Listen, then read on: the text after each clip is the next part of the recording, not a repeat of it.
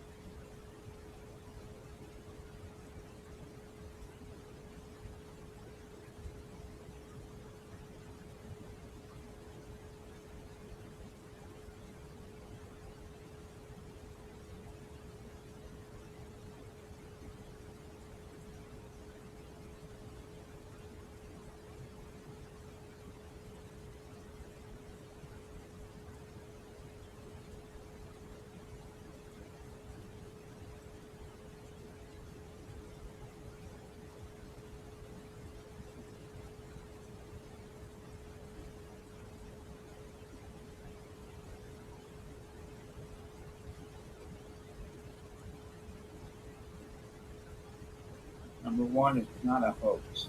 What's happening now, and the reason I couldn't come on the Alex Jones show last night was I was not given the permission that I needed to in order to say what I'm about to say now. I do not work for the federal government. I'm not paid by them.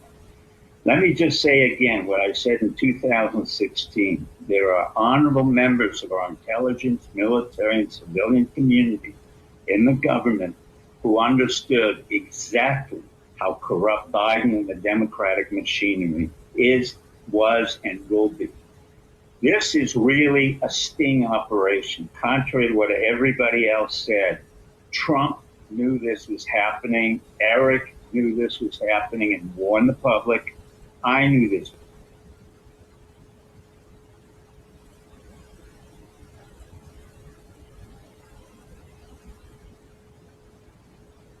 Let's go to court. And did I integrity of the constitutional system? Voting to stop. They knew they couldn't win, so they said, let's go to court. And did I predict this, Newt? Did I say this? I've been saying this from the day I heard they were going to send out tens of millions of ballots. I said exactly, because either they were going to win, or if they didn't win, they'll take us to court.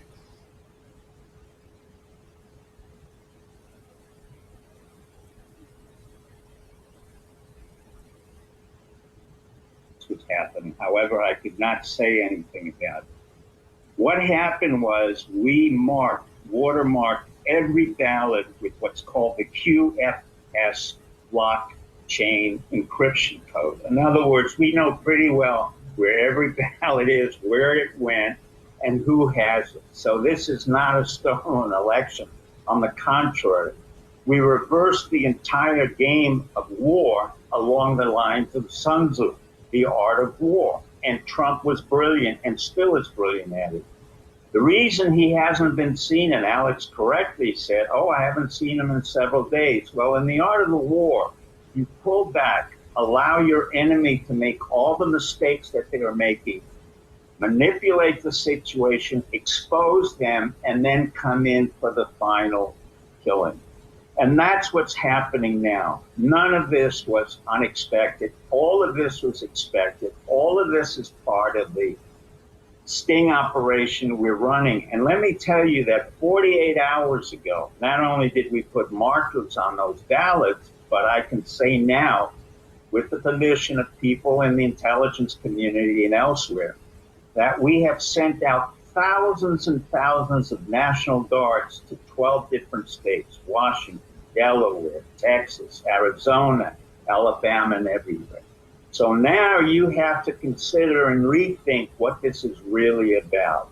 The genius of Trump is that he is able to pull back at any point and manipulate the opponent without the opponent ever realizing. He has said repeatedly, hashtag steal the vote. That's exactly what he has said for months. Then he made a very clear implication. He said, I will use common sense or my intelligence, i.e. both literal and figurative intelligence. And those of us in the intelligence community, be it who they are, again, what I said in 2016, when we exposed Hillary Clinton, we now exposed, and it was Trump who initiated this, Biden family. Hunter Biden, Joe Biden, Jill Biden, Jim Biden, Frank, the whole family was played right into a game where they were convicted, and you're seeing what's happening now.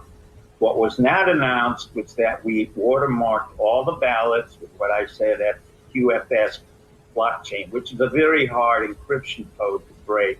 And the second thing is we sent probably 20,000 or more our National Guards 48 hours ago. None of it was reported, and I thank the press for not reporting it and others. So what in fact is happening is you're seeing a sophisticated sting operation that was initiated by Trump.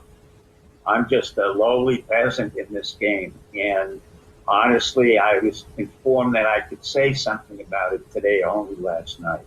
That's why I could not come on.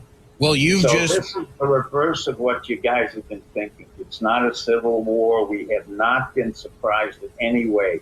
This has been set up by Trump for a long, long time. In the same way that we knew about Hillary Clinton, I warned about the coup that we would do a counter coup, and this is our counter coup.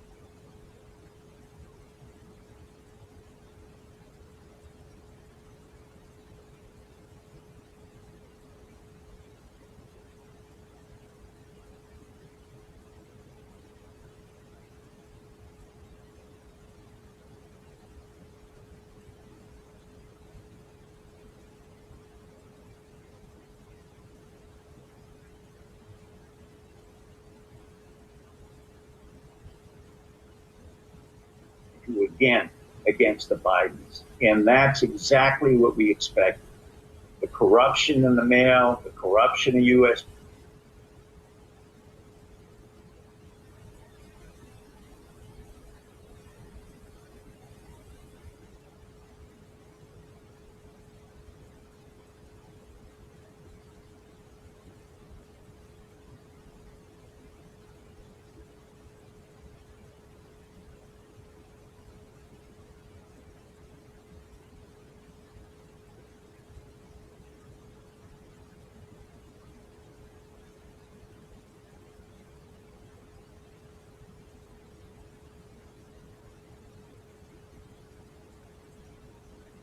PS, with corruption with the Democrats everywhere and anywhere.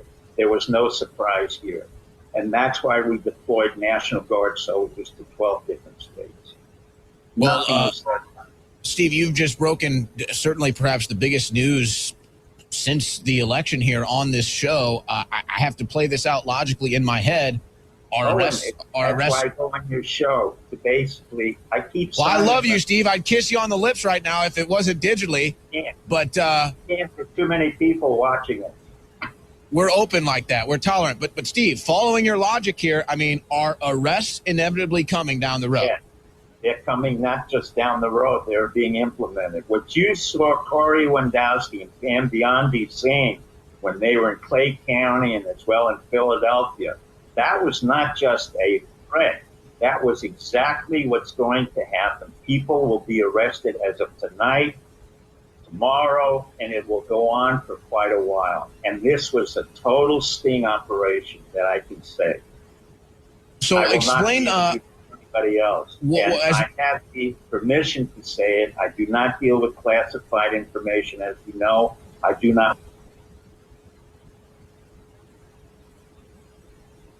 Clean victory means the country can move forward easily. Now, today being election day, I'm going to ask, please make sure that you are subscribed. There's a red subscribe button down below the video.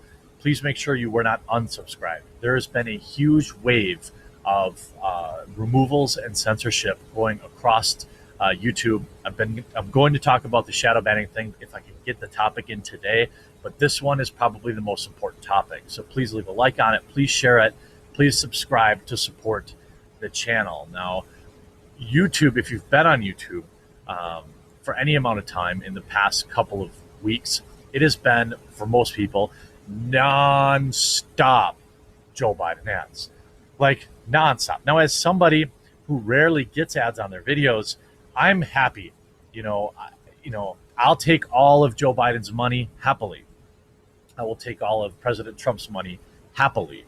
All right. And because that also means my fellow content creators can have a month where they might make a little bit of more cash. So I only ask that they maybe consider some variance, some varying up the ads a little bit. Seeing the same one over and over again is cringe.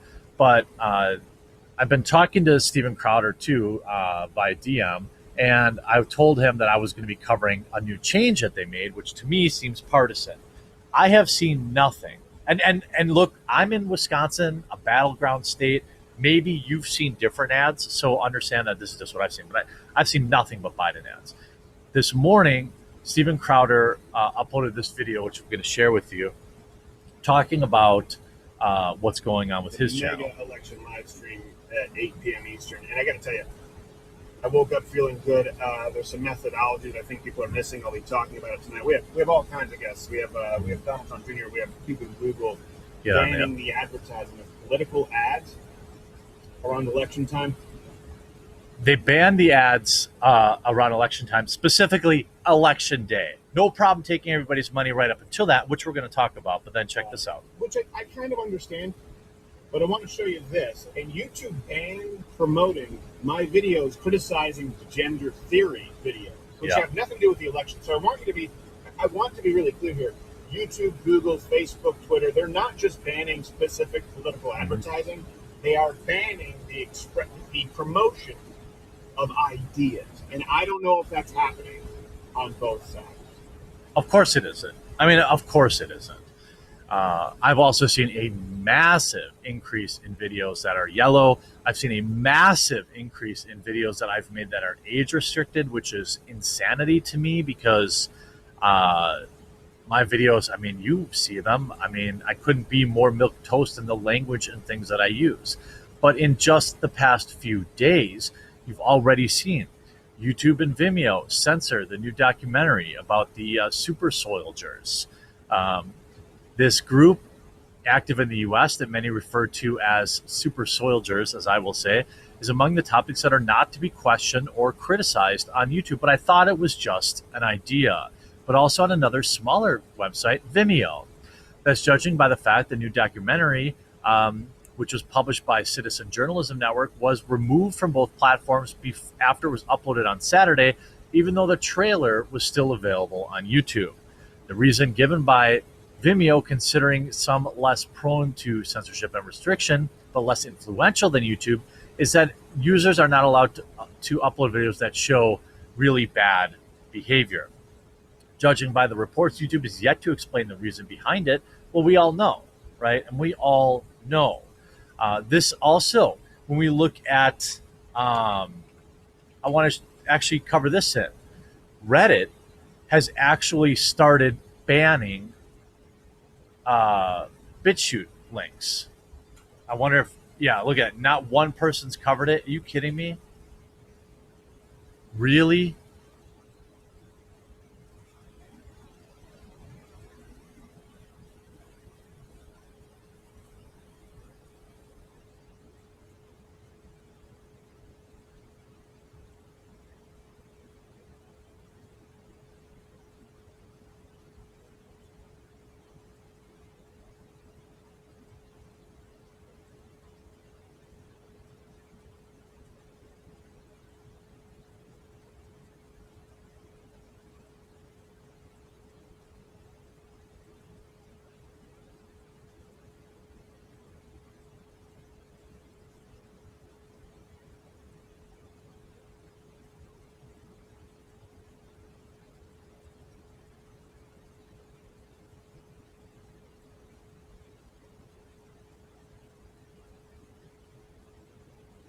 Nobody's covering it.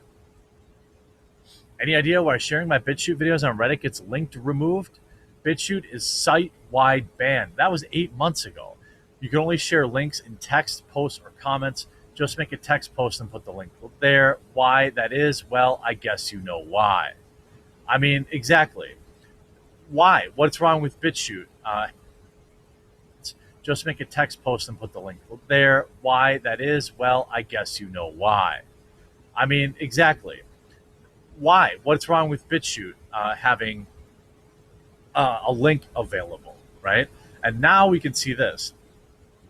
Trump's campaign booked out YouTube's homepage for Election Day. YouTube won't let that happen again, but insists it's nothing to do with Trump. Yeah, sure. All I saw was the Biden ad running across the top for the last few days. And by the way, I don't think spending a bunch of money on Election Day is going to swing any votes. Let me be very clear. I'm happy to accept it. Please, I hope that there's a bunch of political ads on this video. I know today will be the last day you guys have to deal with them for another 3 years. But I mean, who's changing their mind today?